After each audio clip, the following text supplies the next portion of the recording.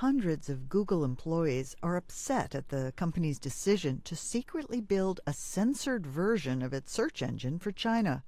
Sources say the project, codenamed Dragonfly, is designed to block certain websites and search terms. According to a report by the New York Times on Thursday, a new petition demanding more transparency and accountability for the project has already racked up more than 1,000 signatures. Company executives have not made any public comments yet on Dragonfly, but in a transcript seen by Reuters, Google's chief executive, Sundar Pichai, told employees that it is still very unclear whether Google would return to China, saying the development is in its early stages and that sharing any information too early could, quote, cause issues. Google was already dealing with another issue raised earlier last week following an investigative report by the Associated Press, which claimed that Google tracks users' movements even without their permission.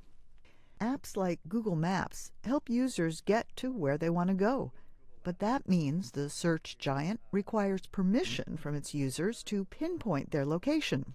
The issue, as it turns out, is that Google continues to track and automatically store time-stamped location information on all its users, even when they decide to turn off permission for Google to track their location history.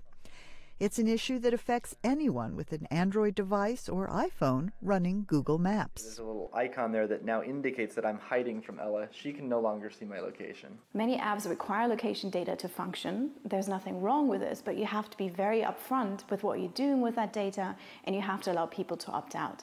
The problem is that the more companies know about you, and location is a very important part of this, the easier they can influence you.